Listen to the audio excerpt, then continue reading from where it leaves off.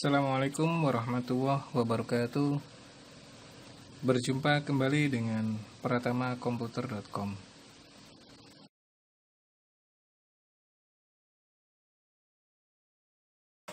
Bismillahirrahmanirrahim. Pada video kali ini,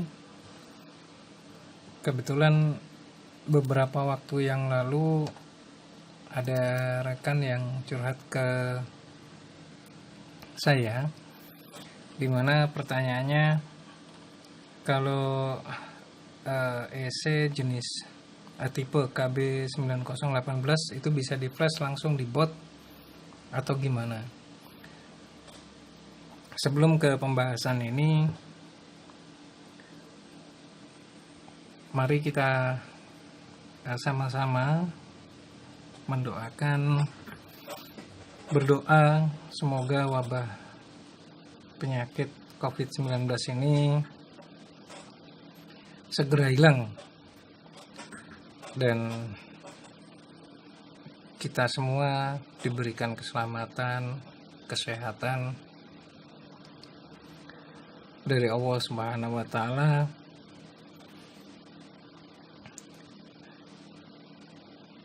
Saudara-saudara kita yang telah meninggal dunia, baik yang disebabkan oleh wabah penyakit corona ini, semoga husnul khotimah, diampuni segala dosa-dosanya, diterima amal ibadahnya oleh Allah Subhanahu wa Ta'ala. Amin, amin, amin ya rabbal alamin. Baik, kita lanjutkan. Tadi di awal pengantar saya menginformasikan bahwa ada rekan yang bertanya kalau ini 9018 itu bisa di flash langsung di bot atau gimana.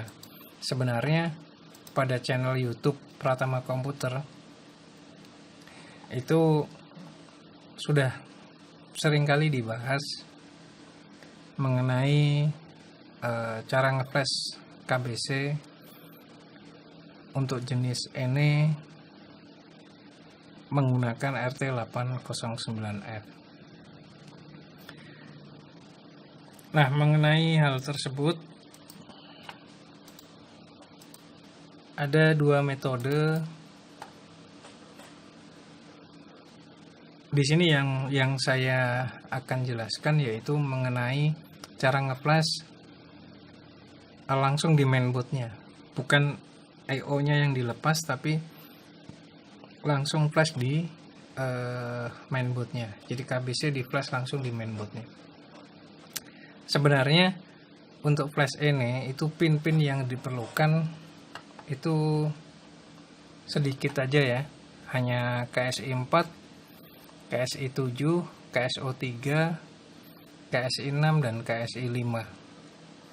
Seperti tampak pada layar, ada KSI 4, 7, KSO 3, KSI 5, dan KSI 6. Ditambah nanti 3 volt dari EC dan ground. Nah, metode yang pertama yang sering kali saya bahas di video-video sebelumnya, yaitu menggunakan metode jumper.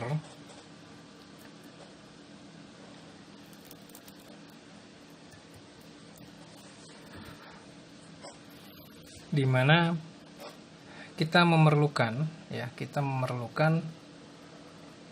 beberapa kabel sebagaimana yang disyaratkan untuk dapat mengeflash si NE-nya sendiri. Nah, kebetulan hari ini ada bahan untuk praktek ya, yaitu Asus X455LD, dimana menggunakan NE9018 GFA3.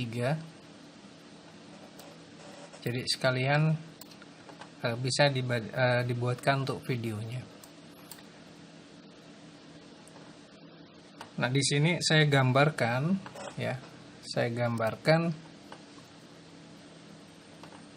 Pada Asus X455LD itu menggunakan soket keyboardnya 24 pin ya. 26 pin, yang 2 adalah groundnya ya. 26 pin, 25 dan 26 adalah groundnya. Di sini saya gambarkan, ini adalah soket keyboard di mainboard, di mana pin 1 dimulai dari sebelah kanan. Kita lihat di sini, ini pin satunya. Saya sesuaikan dengan di board view-nya biar tidak kesulitan nanti rekan-rekan untuk mencocokkannya. Jadi di sini pin 1, karena yang kita perlukan adalah KSI 4, 7, KSO 3, KSI 6 dan KSI 5.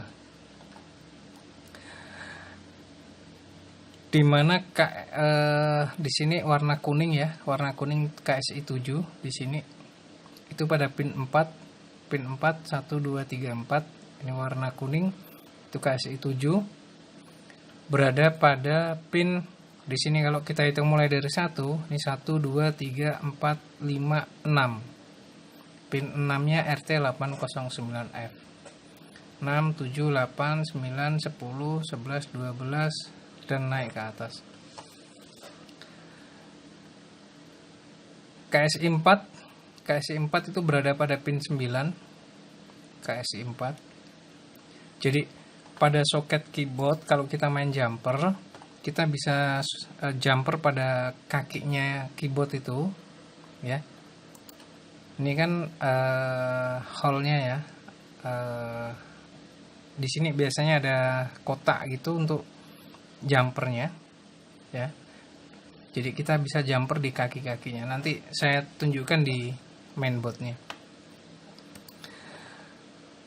Ini di jumper masuk ke yang KSI 4 ke pin 5 di RT809F.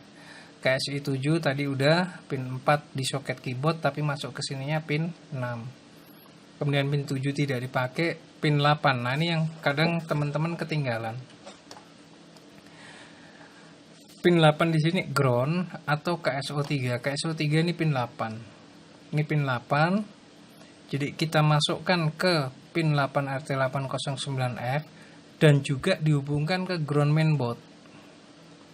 Jadi kalau kita jumper, itu jumper dari soket keyboardnya ini masuk ke RT809F. Jadi biar ndak nyambung-nyambung, dikupas tengahnya kabelnya, masukkan ke sini, terus yang satu ujungnya itu disolderkan ke groundnya.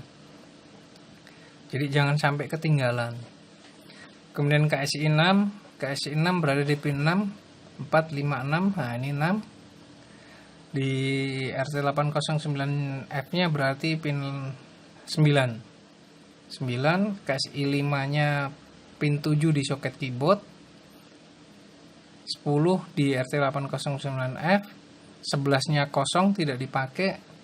Kemudian pin 12 ini 3 volt VCC nya bisa diambilkan dari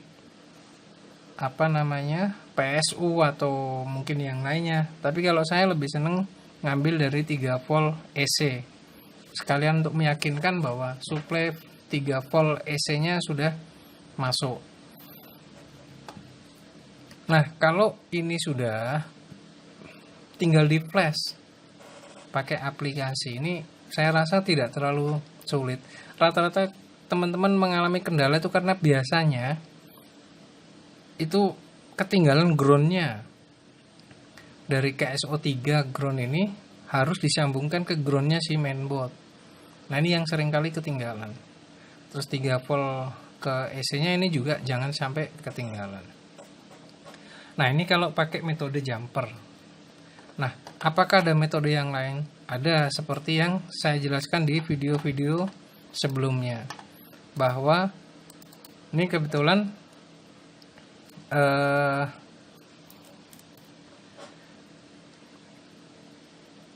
revisi yang kedua untuk PCB NE adapter. Jadi tidak perlu menjumper, nanti menggunakan kabel fleksibel. Nanti saya tunjukkan. Di sini gambar adapternya, ini adapternya, dimana disiapkan ground dan 3 volt ke AC. Nanti keduanya ini yang di jumper ke mainboard, ya. Ini ke ground mainboard, ini ke 3 voltnya si AC. Kemudian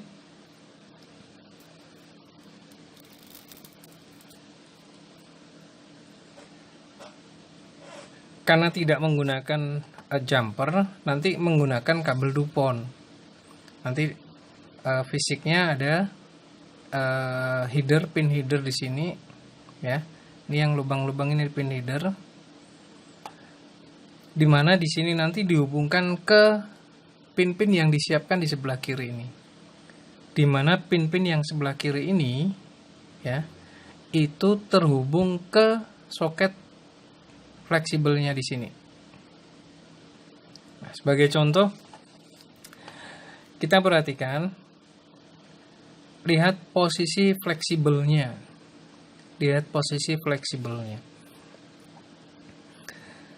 Kalau misalkan, ya, fleksibelnya lurus, tidak terbalik, ya, biasanya kan ada forward sama reverse, ya. Jadi kalau misalkan lurus artinya pin 1 di NE adapter itu nanti akan ketemu di pin 24 soket mainboard. Artinya terbalik posisinya.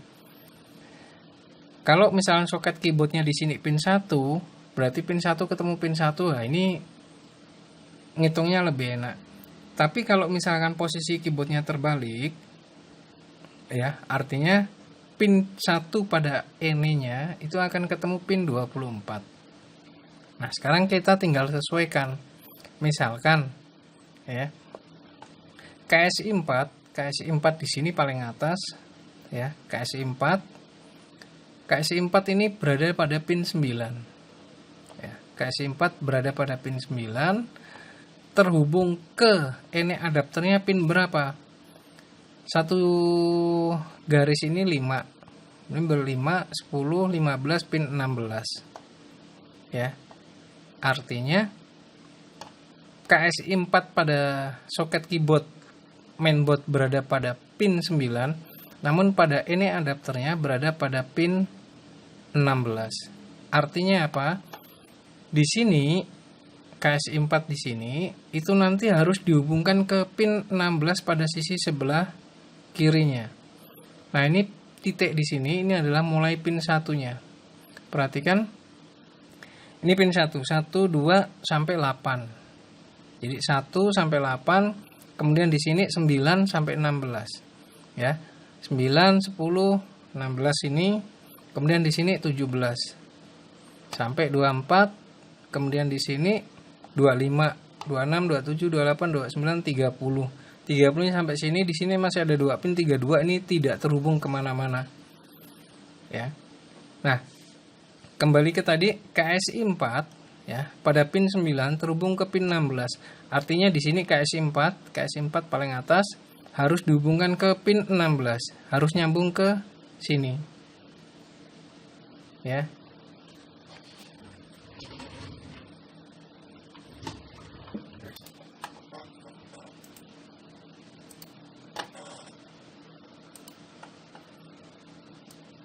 Nah, ini KSI 4, ya. Ini tersambung ke pin 16 di sini. Ini KSI 4, ya. Karena di sini pin 16. Nah, kemudian apalagi yang dibutuhkan habis KSI 4, KSI 7. KSI 7 pin 4. Pin 4 1 2 3 4 di sini. Nah, pin 4 di sini ini pin berapa ini? Ya. 5, 10, 15, 20, 21. Ya. Ini 21. KSI 7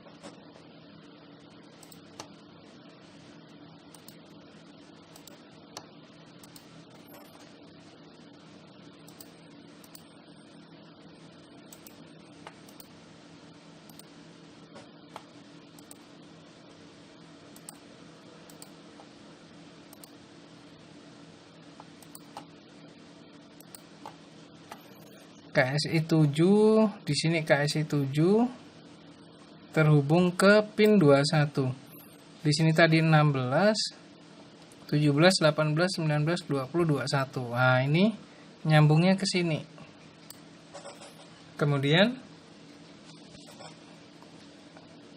pin 3 tidak dipakai. Nah, ini KSO 3. KSO 3 berada di pin 8. Ini KSO 3 berarti ini posisinya 15, 16, 17. Pin 17 berarti ini. Ya. 17 ini kita akan sambungkan ke pin 4 di sini. Nanti pakai pin kabel dupon ya, pakai kabel dupon. Kemudian apa lagi? KSI 6. KSI 6 pin 6. Di sini berarti berapa nih? 5, 10, 15, 19. Ya, KSI 6 di pin 19. KSI 6 sini kita masuk ke pin 19. 17, 18, 19. Nah, ini.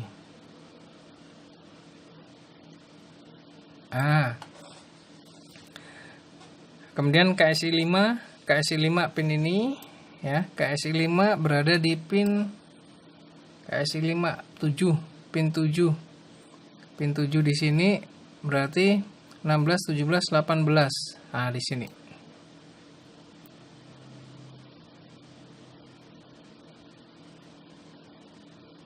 Nah. Udah. Jadi KSI 4, KSI 7 tidak dipakai, KSO 3. Kenapa ini tidak disambungkan ke ground? Karena PCB ini adapter ini udah nyambung langsung ke ground. Jadi tinggal ini dihubungkan ke mainboard, groundnya mainboard. Ini dihubungkan ke 3 voltnya si EC. Jadi ini udah cukup. Jadi nanti tinggal di flash. Oke. Sekarang saya akan tunjukkan ya beberapa bagian pada mainboard. Kita bisa lihat di mainboard.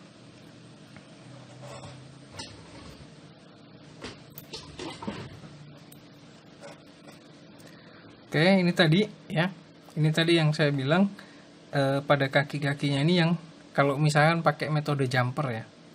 Ini pin satunya mulai dari sini 1, 2, 3, 4. Nah, ini mulai pin 4. Pin 4 tadi itu adalah KSI 7, tinggal ini di jumper masukkan ke RT809F nya. Jadi ini kan ada kayak kaki masih ada sedikit. Nah, ini bisa di solder, bisa di jumper. Nah, bagaimana kalau misalkan menggunakan ini adapter? Nah, kebetulan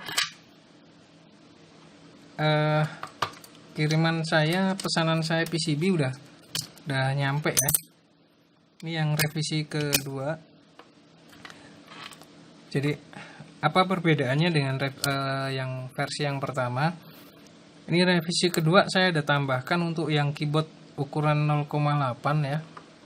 Meskipun nanti jarang dipakai karena saya perhatikan rata-rata menggunakan yang 1,0 sama tambahan 0,5. Ya, ini udah disiapkan. Nanti kalau misalnya teman-teman ada rencana mau beli, kemudian ada soket keyboardnya, nah bisa dipasangkan yang dari rosok-rosok itu, mungkin bisa dipasangkan. Ini kebetulan baru nyampe kirimannya. Untuk yang ngeflash ininya langsung di belakang, disiapkan di bagian belakang ya, tinggal di solder di sini langsung di flashkan. Nah, ini tadi saya sudah melakukan uji coba. Nah, kurang lebih seperti ini hasilnya ya, kurang lebih seperti ini. Bisa diperhatikan ini jenis fleksibelnya, ini kan lurus ini ya, langsung. Jadi ini pin, misalnya ini pin 1, ini pin 1, yang ini pin 30, ini pin 30. Ini fleksibelnya pakai 30 pin ya, pakai 30 pin karena berhubung pada Asus ini menggunakan 24 pin. Jadi ini ujungnya agak saya potong dikit ya, karena yang 24 pin saya ndak ada stok, jadi pakai 30 pin ini saya koyakkan dikit, yang penting bisa masuk ke mainboardnya. Nah, ini tadi yang saya bilang kabel Dupont, jadi tidak perlu menjumper, hanya pakai model seperti ini. Sebagai gambaran seperti tadi ya, KSI 4 ya, pada KSI 4 itu berada pada pin 9 di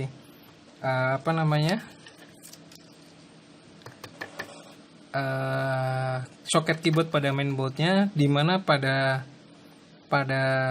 ini adapternya itu berada pada pin 16. Jadi ini KSI 4 nya ke pin 16 dan menyesuaikan dengan seperti tadi yang saya gambarkan, KSI 7 ke pin 21, kemudian yang pin ketiga ini tidak dipakai, KSO 3 groundnya ya, KSO 3 ini warna abu-abu ya, berada pada pin 17.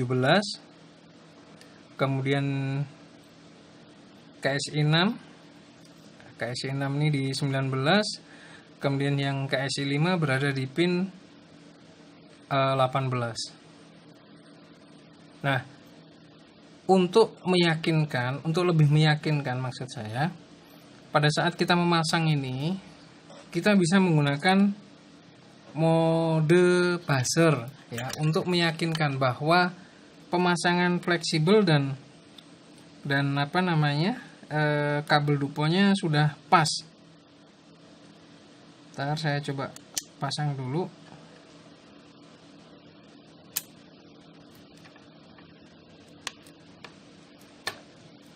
Nah, posisinya kan seperti ini. Yang kita buzzer, contohnya misalkan, oh ya, ini tadi ya, ini kan mulai pin 1 nih. Soket fleksibelnya ini kan 30 pin. Karena perlunya 24 pin, ini kan saya potong, saya belah ya, Jadi mulai pin 1 di sini pin 24. Artinya pin 24 ini kalau kita tarik garis lurus ketemunya di pin 1 pada ini adapter. Jadi ini 1, ini 24. Ini 1, di sini yang pin 24. Jadi pastikan fleksibelnya nyambung dulu. Nah, misalkan kita buzzer. Ya. Kita buzzer.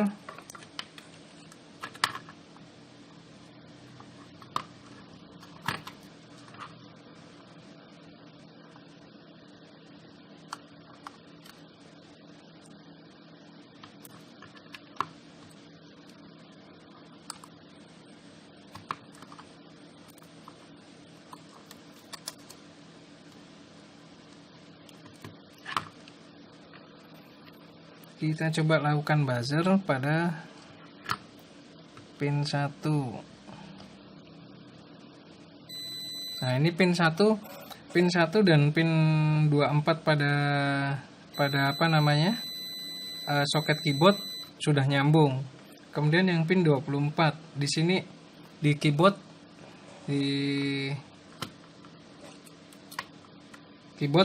pin 1, di sini pin 24. 10, 20, 25.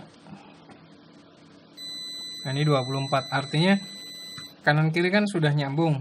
Kita ambil acak misalkan berapa ini? 1, 2, 3, 4, 5. 5 dari sebelah sini. 10, 20.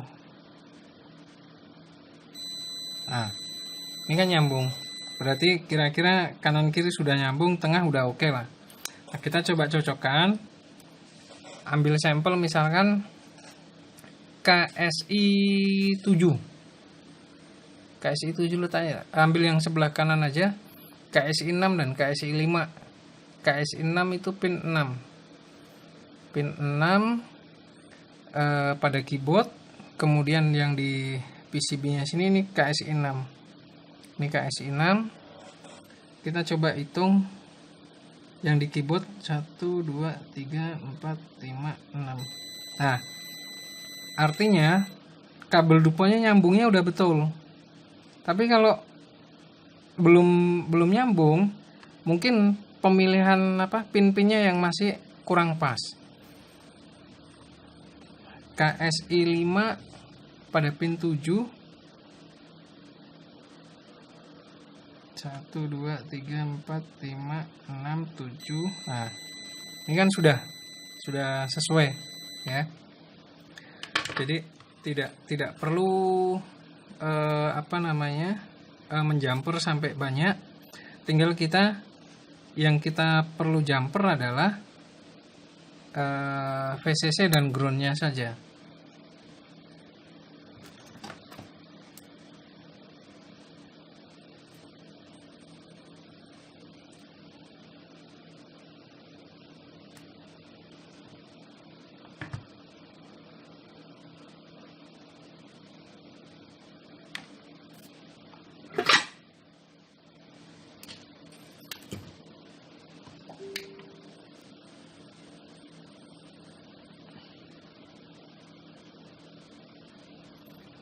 Ini warna abu-abu di sini ground, saya hubungkan ke ground.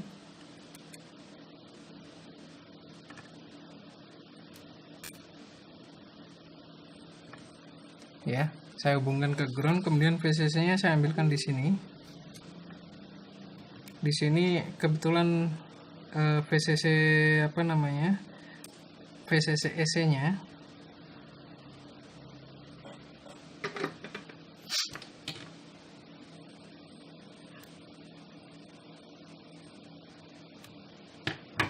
Rekan-rekan bisa menggunakan kabel jumper apa aja lah. Yang penting bisa nempel aja di waktu di solder bisa nempel di mainboard.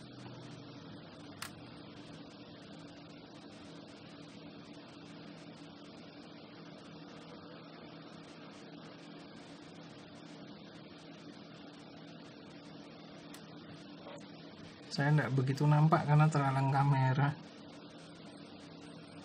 Oke, bismillahirrahmanirrahim.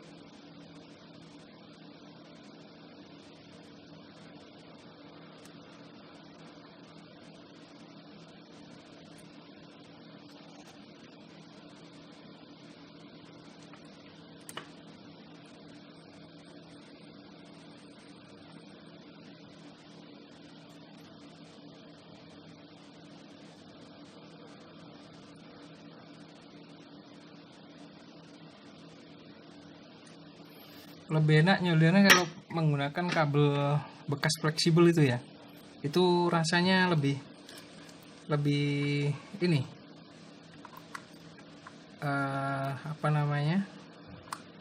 lebih enak dalam penyolderannya. Oke, posisi fleksibel dan lain sebagainya sudah terpasang.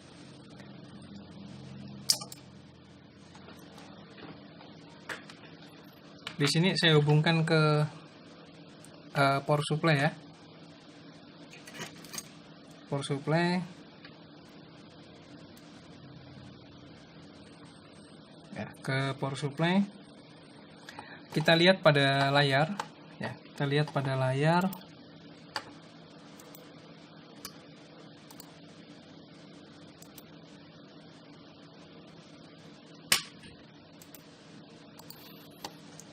Kita coba buka RT809F-nya.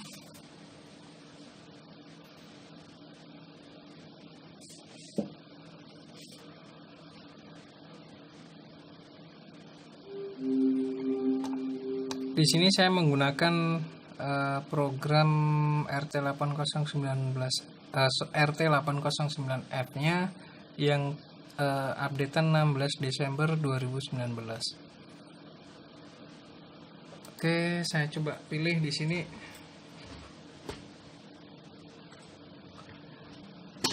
Bisa lihat di sini 9018. Oke. Kita coba read. Kita lihat di sini ya, berjalan RT809F. Saya senangnya prosesnya kenceng ya, prosesnya kenceng, dan hasilnya juga lumayan ini. Oke, sudah tersimpan. Saya masukkan ke folder ini aja sekalian jadi satu.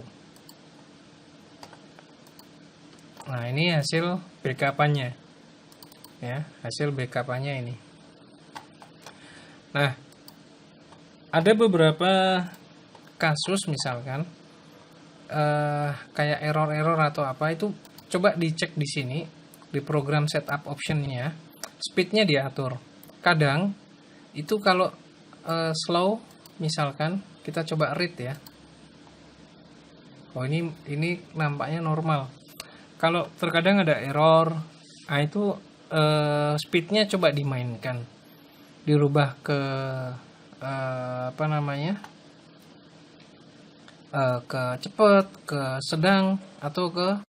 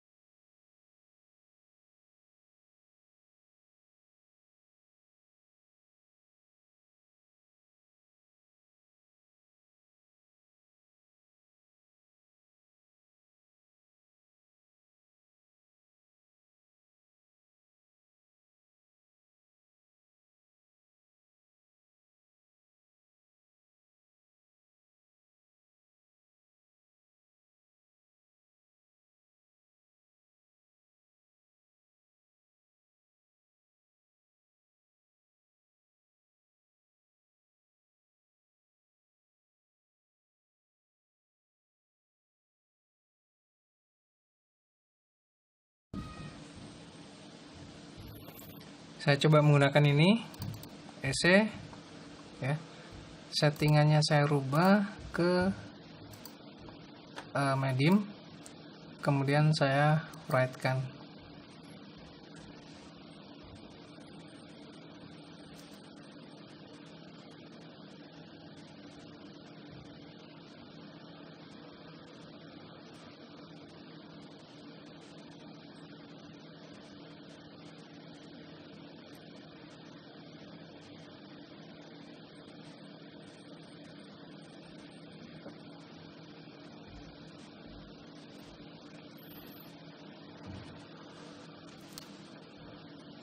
Di sini masih blinking ya, artinya ada proses seperti yang nampak pada layar ya. Oke, udah selesai. Jadi kesimpulannya, pertanyaan dari rekan saya, bisa di flash langsung di boot atau tidak? Sebagaimana jawaban saya, bisa, karena di sini saya bisa nunjukkan bisa di flash langsung pada mainboardnya dengan ini posisi terpasang ya, dengan ini posisi terpasang. Nah, sebagai bonus ya, saya coba memberikan gambaran ya. Saya coba sharing cara mengambil file EC. Sebenarnya sudah pernah saya bahas di sini. Jadi ini sekalian lah. Ini Asus X455LD ya. Saya coba download dari Asus.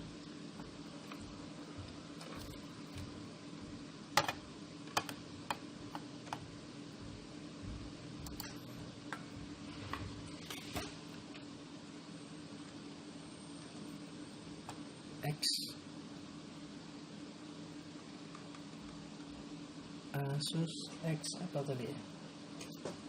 Oh, A455 LD.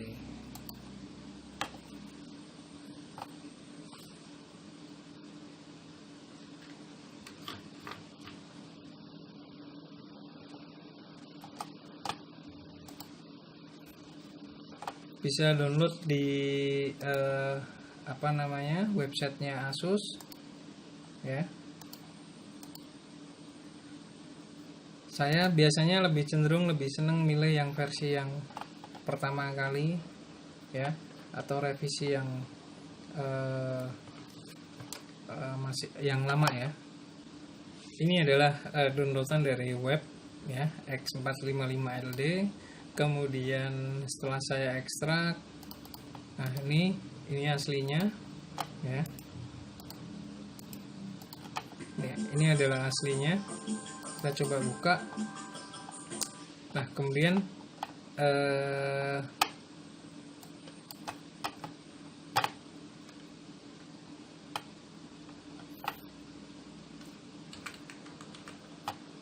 kan tadi kita ada backupan ya. Ada backupan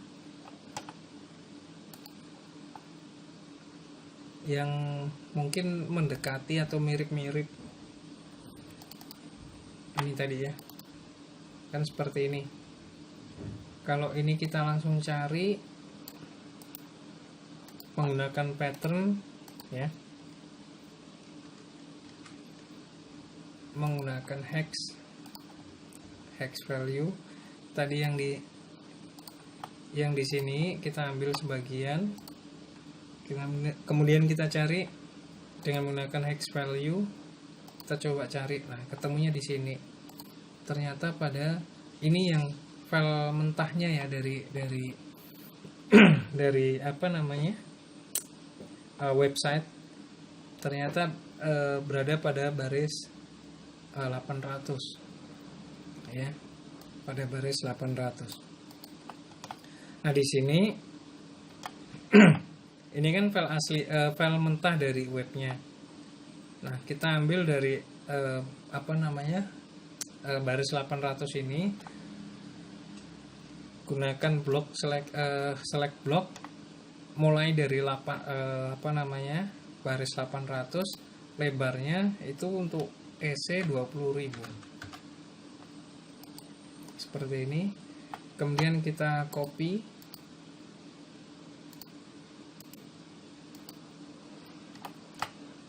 kita lihat di sini nih ya. Nah, jadi ini yang di backup tadi polanya kan seperti ini. Kalau tidak sama persis ya mendekati, mungkin di copy sebagian. Kita coba cari.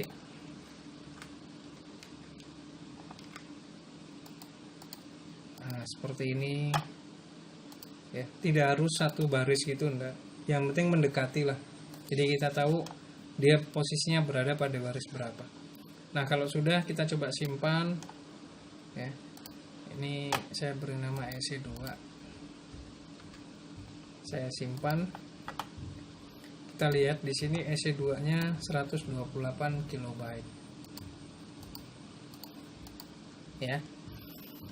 Demikian sharing ringan dari kami, mudah-mudahan bermanfaat.